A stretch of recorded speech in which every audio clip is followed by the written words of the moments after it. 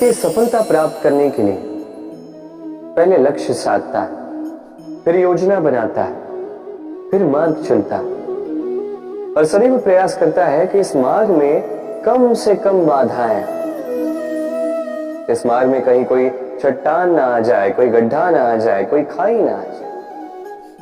और यही सबसे बड़ी भूल वो कर बैठता है। कैसे?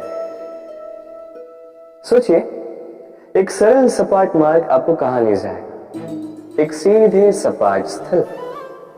यहां तो कोई भी पहुंच सकता है, इसमें विशेष क्या है?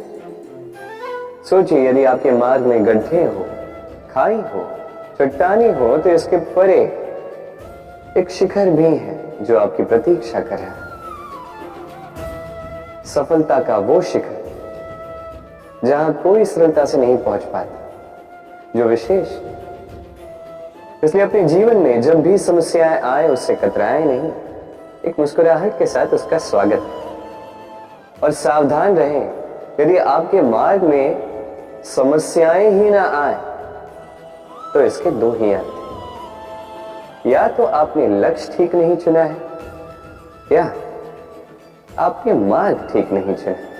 मनुष्य की सदैव ये इच्छा होती कि वो परिपूर्ण बने, इसलिए सदैव प्रयास करता है, कर्म करता रहता है कि उसके जीवन में कभी कोई त्रुटि ना हो, कोई दोष ना हो, कोई भूल ना हो। तो जब मनुष्य ये करने लगता है, अपना समस्त ध्यान उसी पे केंद्रित करता है, तभी उसका विकास धीरे धीरे धीरे रुक जाता है। कैसे? आप कहेंगे कि इसमें क्या अनुचित है, ये तो अच्छा प्रतीत होता है। देखिए, ये त्रुटियां, ये दोष, ये भूल, अब कुछ भी कर ले आपके जीवन में रहेंगे ही रहेंगे। और मेरी बात मानी, यही है जो आगे जाके आपको जीवन में सुधरने के लिए उकसाएंगे।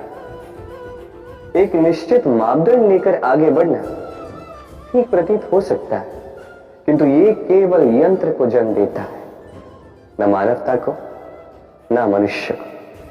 स्मरण रखिए, यदि आप आपके जीवन के द्वार हर एक भूल के लिए, हर एक दोष के लिए बंद कर देंगे, तो बस जान लीजिए कि समस्त सत्य ये भी बाहर ही रह जाएगा। ये भूल, ये दोष, ये त्रुटियां ही हैं जो आपको जीवन के विषय, प्रयास के विषय, कर्म के सत्य के विषय में जानकारी देंगे। इन त्रुटियों का आदर करना सीखें। छल, कपट, इन शब्दों से संसार का कौन सा व्यक्ति अवगत नहीं? सभी जानते हैं ये शब्द क्या है, इसका अर्थ क्या है।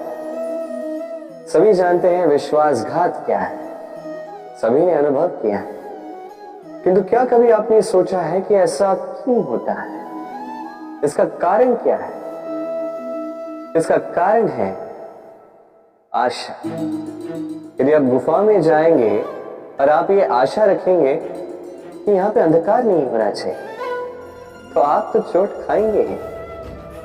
यदि आप सागर में जाएंगे और आप आशा करेंगे कि मैं भीगूंगा नहीं, तो इसमें सागर का तो कोई दोष नहीं, इसमें दोष है आपकी आशाओं का। एक महत्वपूर्ण बात स्मरण रखिए, मनुष्य मनुष्य को नहीं छलता, मनुष्य को छलती है उसकी आशाएं जो वो अनुचित पात्रों से रखते हैं। इसलिए जीवन में कभी भी आशाएं लगाने से पूर्व संबल की परिभाषा जान ले कि वो आपको सहारा देने योग्य है भी या नहीं। ना टूटेगी आशा, ना टूटेगा विश्वास। हम जीवन जीने के लिए कुछ न कुछ करते हैं, कुछ कार्य हम करते हैं आर्थिक संपन्नता के लिए, कुछ कार्य हम करते हैं इस हृदय को प्रसन्न करने के लिए। किंतु हम में से अधिकतर लोग ये सोच सोच के चिंता में रहते हैं कि जो कार्य हमने सोचा था वो वैसा नहीं हुआ, या ये कार्य पूर्ण नहीं हुआ, या काम की अधिकता को देखकर चिंता में आ जाते हैं। अब ये चिंता जो है ये दुख को आमंत्रित करती है, और ये दुख पल पल हमें मार देता है। तो सोचिए, क्या ये सच है क्या काम की अधिकता हमें सच में मार देती है? कदापि नहीं। समझिए एक महत्वपूर्ण बात, आज तक इस संसार में जितने भी महापुरुष आए उनके पास भी उतना ही समय था जितना आज आपके पास है। उतनी ही घड़ियां थी, उतने ही पहर थे। अंतर बस इतना कि उन्होंने चिंता में समय नष्ट नहीं किया, उन्होंने योजना बनाई, उसे कार्यान्वित किया और जीवन में महान से महान कार्य किए, जिसके कारण आज भी हम उन महापुरुषों को स्मरण करते हैं। एक महत्वपूर्ण बात स्मरण रखिए, काम की अधिकता हमें नहीं मारती, काम की चिंता हमें मारती है। तो इस चिंता को कहीं त्याग दीजिए और निरंतर प्रयास कीजिए, योजनाबद्ध बन जाइए और जीवन में केवल आगे बढ़िए। आनंद ही आनंद होगा। कई बार हम जीवन में निराश हो जाते हैं, ये सोच के कि निरंतर प्रयास करने के पश्चात भी हमें हमारा लक्ष्य नहीं मिलता। हम समझ नहीं पाते हो क्या रहा है। कई बार ऐसा लगता है कि वो लक्ष्य जो हम चाहते हैं, वो स्वप्न जो हमने देखा, जिसके लिए हमने निरंतर प्रयास किए, हम कदाचित उसके योग्य ही नहीं। वो लक्ष्य हमारे लिए ठीक नहीं, हमारा मनोबल टूट जाता और यह अत्यंत कठिन परिस्थिति होती। अब ऐसे में किया क्या जाए, आपको समझाता हूं एक उदाहरण का। कभी किसी वृक्ष को देखिए, वो भी अनेक कठिनाइयों का सामना करता है, जैसे पतझड़। पतझड़ के आते ही वृक्ष हार नहीं मानता, अपने पत्तों को, अपने पुष्पों को बदल देता है, किंतु जड़ों को नहीं बदलता। वो उस पर अडिग रहता है और पतझड़ के जाते ही अब वृक्ष को देखिए, पुनः हरा भरा होकर खिल उठता है। इसी प्रकार आप भी जीवन में निरंतर प्रयास करते रहे, फिर भी यदि आपको सफलता नहीं मिलती है तो अपना मार्ग बदलिए, किंतु आगे बढ़ते रहे, निरंतर प्रयास करते रहे। किसी ना किसी मार्ग से, कहीं ना कहीं से आप पहुंचोगे तो आप जानोगे कि आपकी सफलता आप ही की प्रतीक्षा कर रही है। आपने मनु के विषय में तो सुना ही होगा, उसे एक अवसर दिया गया, या तो वो अपने पतवार की रक्षा करे या इस सृष्टि को आने वाले प्रलय से बचाने के लिए नौका का निर्माण करे। उसने अपना चयन कर दिया और आज हम सभी मनुष्य के नाम से जाने जाते हैं। ऐसा ही अवसर मिला श्री राम को भी, सीता को भी।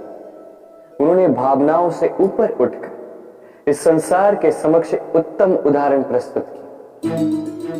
ऐसा ही अवसर मिला रावण को भी, ऐसा ही अवसर मिला कंस को भी। एक अवसर, अनुचित मार्ग को त्याग कर उचित मार्ग पर आने। उन्होंने इस अवसर को त्याग दिया और उन्हें इस संसार को छोड़कर जाना पड़ा। एक अत्यंत महत्वपूर्ण बात स्मरण रखें, अवसर। ये शब्द जितना छोटा है, ये जीवन में आता भी उतने कम समय के लिए। अब इस अवसर का आप क्या करते हैं?